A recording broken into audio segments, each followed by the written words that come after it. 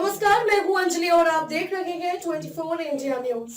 तो आइए शुरुआत करते हैं आज की प्रमुख खबर से। सेल्स प्रमोशन कर्मचारियों ने प्रधानमंत्री को संबोधित सौंपा ज्ञापन। जौनपुर में सेल्स प्रमोशन कर्मचारी समस्याओं को लेकर बुधवार को कलेक्ट्रेट परिसर में प्रधानमंत्री को संबोधित ज्ञापन एसडीएम को 28 सूत्री मांगों को लेकर ज्ञापन सौंपा है। कहा कि आपका ध्यान आकर्षित करने के लिए मजबूर है क्योंकि सरकारी कार्यवाही के अभाव में सेल्स प्रमोशन कर्मचारियों को उनके नियोक्ताओं द्वारा अपनाई जाने वाले विभिन्न अनुचित श्रम प्रथाओं का शिकार होना पड़ता है। बिक्री संवर्धन कर्मचारियों को नियोक्ता अवैध तरीके से स्थानांतरित कर रहे हैं, अवैध रूप से उनका काम रोक रहे हैं और अवैध रूप से नौकरी से बर्खास्त कर रहे हैं। वे फर्जी मुद्दे बनाकर कर्मचारियों को वेतन और यात्रा खर्च का भुगतान करने से इनकार कर रहे हैं। नियोक्ता बिक्री संवर्धन कर्मचारी अधिनियम और अन्य श्रम कानून का उल्लंघन कर रहे हैं। वे नियमित रूप से कर्मचारियों को धमका रहे हैं और अपमानित कर रहे हैं। सरकारी अधिकारी अस्पतालों में सेल्स प्रमोशन कर्मचारियों को काम बंद करने के आदेश जारी कर रहे हैं। इस प्रकार उनके काम करने के अधिकार पर हमला कर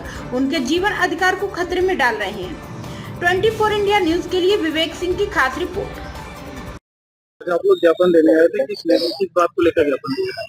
आज पूरे भारतवर्ष में सीआईटीयू जो कि श्रमिकों की सबसे बड़ी क्रांतिकारी यूनियन है, उसके तत्वाधान में देश में डिमांड डे मनाया जा रहा है। और डिमांड डे मुख्यतः जो सरकार की श्रम विरोधी नीतियां हैं, जिसमें कि 4 लेबर कोड वो ले आ रहे हैं, उन्होंने अनाउंस किया है कि हम इसे इम्प्लीमेंट करेंगे।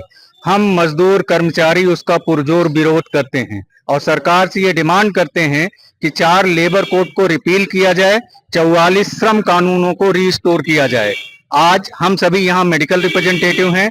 मेडिकल रिप्रेजेंटेटिव का संगठन Uttar Pradesh Uttarakhand medical and sales representative, UPA में सारे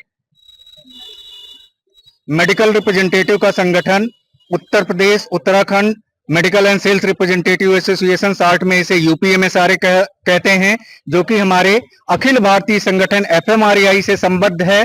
और हम यूपीए में सारे के लोग सीआईटीयू से संबंध हैं। उसके तत्वाधान में आज हमने 28 सूत्री मांग पत्र यूपीए में सारे के बैनर के तले दिए हैं, जो कि मुख्यतः 9 सीआईटीयू की मांग से संबंधित है। कम से कम 26,000 रुपया लागू किया जाए। हमारी डिमांड है कि उत्तर प्रदेश सरकार और केंद्र सरकार देश में और राज्य में कोई भी स्कीम वर्कर ना रखे। आंगनबाड़ी, आशा, मिड डे मील, इन सबको रेगुलराइज किया जाए, शिक्षा मित्रों को रेगुलराइज किया जाए। कॉन्ट्रैक्चुअल बेसिस पे कोई नियुक्ति नहीं होनी चाहिए। 8 घंटे काम के, 8 घंटे आराम के, 8 घंटे समाज के हों। बहुराष्ट्रीय कंपनियों के प्रेशर में और पूंजीपतियों के प्रेशर में 12 घंटे काम का कानून हमारे देश में लागू ना किया जाए। हायर एंड फायर पॉलिसी लागू ना किया जाए। अभी 4 लेबर कोड लागू भी नहीं हुए हैं हमारे देश में, लेकिन नियोक्ताओं ने अपनी मनमर्जी करना शुरू कर दिया है। दवाओं की कीमतें बेतहाशा बढ़ रही हैं। हमारी डिमांड है कि दवाओं की कीमतों पर लगाम लगाया जाए। दवाओं पर 0 जीएसटी होना चाहिए और सभी दवाएं डीपीसीओ के अंदर आना चाहिए, जिससे हमारे आम जनमानस को सस्ती दवाएं मिलें। यद्यपि हम दवा उद्योग में काम करते हैं, लेकिन प्रमुखता से हम ये डिमांड उठा रहे हैं कि दवाओं की कीमतें कम हो। भारत सरकार इसके लिए निश्चित रूप से कड़े कदम उठाए। दवा कंपनियों की मनमानी नहीं चलनी चाहिए। अभी इलेक्ट्रॉल बॉन्ड के नाम पे बहुत सारी दवा कंपनियों ने, 32 राष्ट्रीय कंपनियों ने और बहुराष्ट्रीय कंपनियों ने सरकार को इलेक्ट्रॉल बॉन्ड दिया है। और हमने ये महसूस किया है कि ज्यादातर ऐसी कंपनियां हैं जिनकी दवाएं या तो कभी फेल हुई थी या तो वो कुछ गलत करते हुए पाए गए थे। ऐसा लगता है कि उससे बचने के लिए इन्होंने इलेक्ट्रॉल बॉन्ड का सहारा लिया है।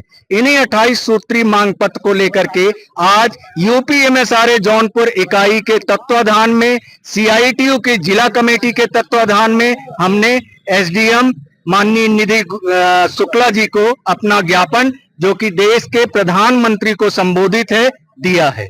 धन्यवाद। मेरा नाम नीरज श्रीवास्तव है और मैं यूपीए में सारे का प्रदेश मंत्री हूं, सीआईटीयू का प्रदेश उपाध्यक्ष हूं।